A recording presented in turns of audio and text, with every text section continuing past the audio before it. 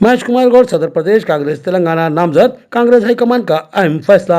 महेश कुमार गौड़ दौरे तालिब इल्मी से ही सियासत से वाबस्ता है और कई अहम पार्टी ओहदों पर उन्होंने शानदार खिदमत अंजाम दी है। निजामाबाद जिले से ताल्लुक रखने वाले मकबूल तरीन कायद महेश कुमार गौड़ को सदर प्रदेश कांग्रेस के जलील कद्र ओहदे पर फायज किया गया। ये तीसरी बार है कि जिले निजामाबाद को रियासत की सदारत का कांग्रेस ने एजाज फराहम किया।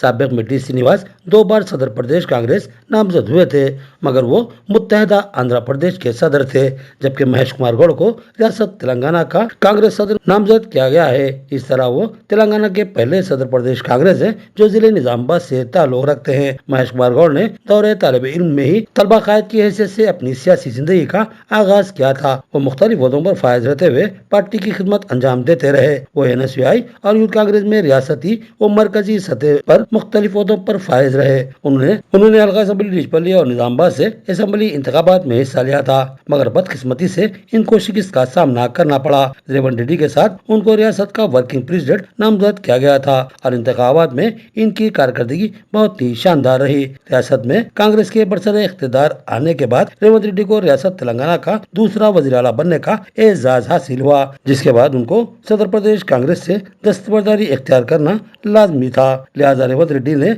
सदर प्रदेश कांग्रेस के ओहदे से दस्तबरदारी इख्तियार कर ली, जिसके बाद नए सदर के लिए कांटे का मुकाबला शुरू हुआ। लेकिन खुराफाल महेश कुमार गौड़ के हक में निकला। इनकी जोश और जज्बे से सरशार कारकर्दगी से मुतासिर हाईकमान कांग्रेस ने इनको प्रदेश कांग्रेस सदर नामजद कर दिया। इस सिलसिले में 6 सितंबर 2024 को AICC general secretary KC Venugopal MP ने हकूमती मकतूब जारी कर दिए, जिसके साथ ही रियासत भर में कांग्रेस के हलकों ने इस नामजदगी का दिली खैर मकदम किया और जबरदस्त जश्न मनाया। नौरोजा गणेश त्योहार का आज से आगाज। भैंसा शहर में बड़े पैमाने पर गणेश मूर्तियों को बिठाया जा रहा है। खुशी पूजा में SP निर्मल जानकी शर्मिला और SP अविनाश कुमार ने हिस्सा लिया। उन्होंने पुलिस के रहनुमाना हिदायत पर अमल करने की जिम्मेदारान गणेश मंडलों से ख्वाहिश की। गणेश त्योहार के मौके पर आज निर्मल जिला SP जानकी शर्मिला IPS ने भैंसा ASP अविनाश कुमार, भैंसा CI राजा रेड्डी के हमरा भैंसा शहर के किसान गली महादेव मंदिर में पहुंचकर गणेश मूर्ति की पूजा की। इस मौके पर निर्मल जिला SP जानकी शर्मिला IPS ने मीडिया से बात करते हुए किसान गली महादेव मंदिर के तमाम जिम्मेदारान का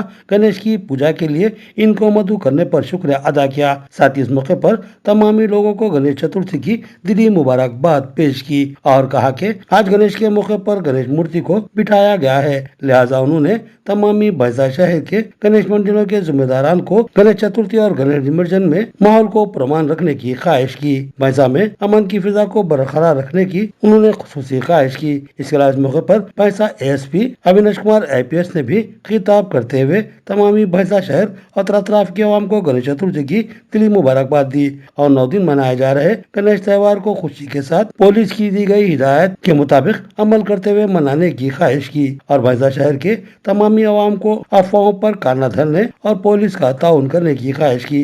इस मौके पर भैंसा टाउन SI प्रदीप कुमार, मोहम्मद गौस के अलावा साबिका municipal chairman B Gangadhar, BJP रुकने बल्दिया गाली रवि, रामाकृष्णा के अलावा महादेव मंदिर के जिम्मेदारान और आवाम की कसीर तादाद मौजूद थी।